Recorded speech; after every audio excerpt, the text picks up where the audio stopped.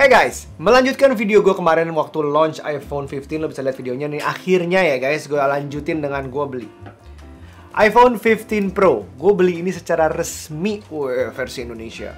Nah, di video ini gue mau bahas semua perbedaan beli hari launching di luar terus bayar email dengan nunggu sekitar sebulan untuk beli secara resmi. Mana yang lebih mahal, mana yang lebih murah, mana yang lebih worth it. Yuk, kita bahas sambil unboxing. Oke, sebelum melanjutkan video ini, mungkin ada baiknya nonton videonya Reza dulu yang ini nih, gue kasih lihat nih. Atau setidaknya nonton Reels atau TikToknya yang ini. Kenapa? Nah, di video itu dia udah detail banget, thank you Reza. Dia beli iPhone-nya tuh di Singapura dengan cara perhitungan biaya emailnya, dia lakuin semuanya. Dan di video itu dia beli yang iPhone 15 Pro 128GB. Nah, ini gue yang 512 memang. Yang gue beli yang 512 dan harganya pasti beda. Nah, perhitungannya juga akan beda, tapi ya fisiknya sama. Untuk kepentingan unboxing, ya sama aja lah ya. Gue bahas aja sambil unboxing. Oke, pertama kita bahas secara timeline-nya. Oke.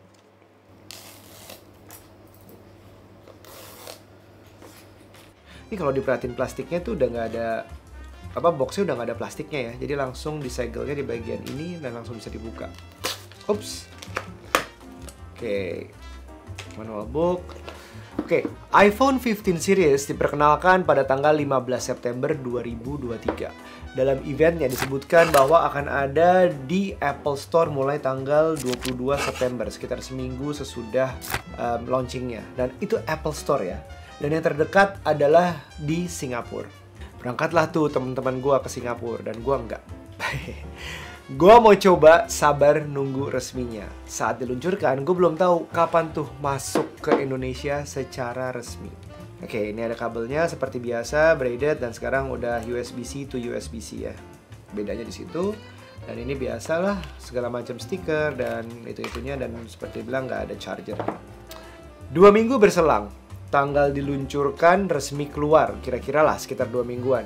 Customer bisa PO pada tanggal 20 Oktober. Nah, jarak waktunya itu kira-kira totalnya hampir sebulan baru bisa pre-order. Jadi 15 September diluncurkan, 20 Oktober kita bisa pre-order.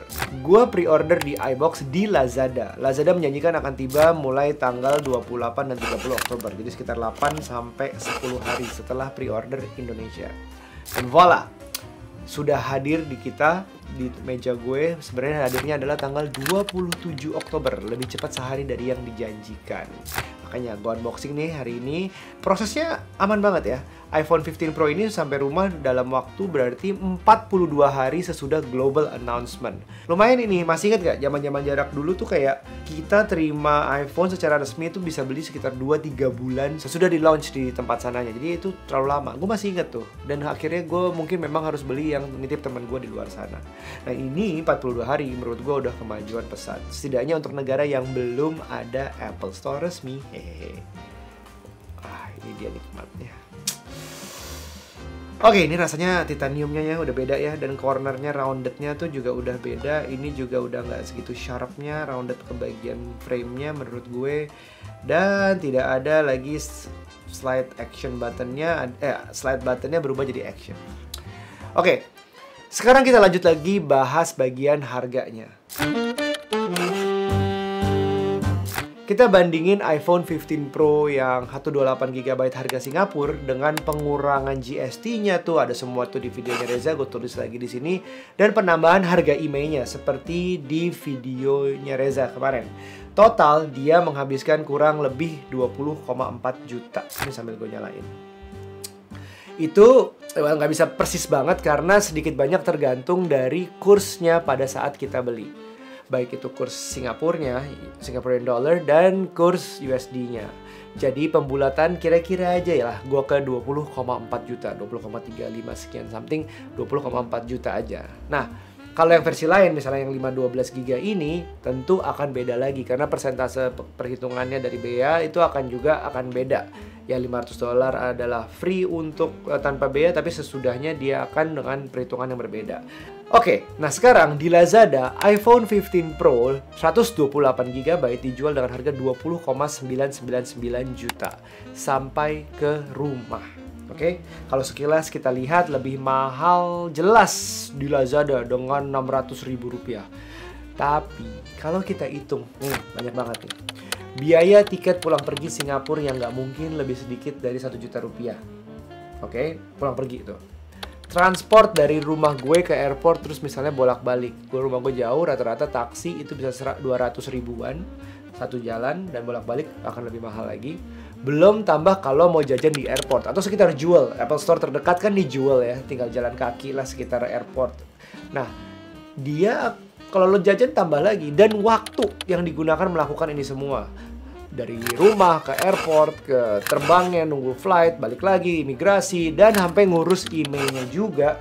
Itu gue yakin nggak mungkin lebih cepat dari 10 jam. Dan itu pun nggak langsung aktif. Harus nunggu beberapa jam lagi, maksimal 2 kali 24 jam emailnya untuk aktif. Dan gue prediksi kalau gue setidaknya akan makan biaya minimal tambahan 3-4 juta mungkin untuk tiket, untuk transport, untuk makan, untuk jajan, untuk apapun itu ya ada tambahan lagi.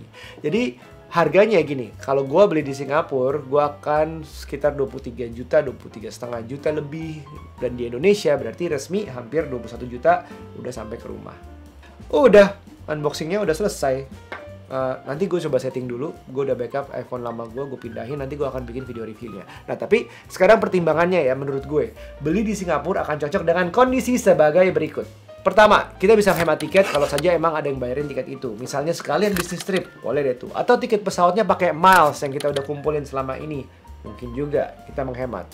Dua, kita juga bisa buka just tip barang-barang lain gitu, jualan-jualan hal lain, itu terus profit dari situ untuk bayarin bayarin iPhone-nya mungkin, tapi nggak bisa iPhone lagi karena tebus email itu cuma bisa buat 1 orang per email. Tapi ya ini ada biaya-biaya juga sih, tapi ya just tip boleh nggak ya?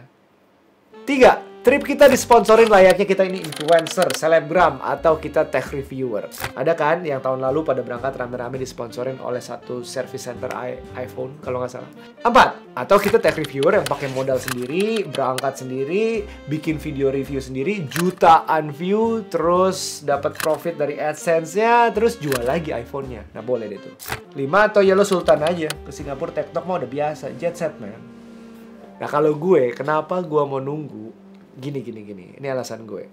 1, walau gue tech reviewer, tapi gue sadar, views aren't my goals. Gue lebih seneng video gue bener berguna buat orang memutuskan beli atau enggak. Bukan cuma demi angka. If you have subscribed to me for that long, you will understand this. 2, gue dan gue yakin kebanyakan orang menganggap iPhone adalah tools untuk menunjang kerjaan kita. Bukan tujuannya. Hidup lo bukan buat iPhone. Hidup lo dibantu iPhone menuju tujuannya. Oke?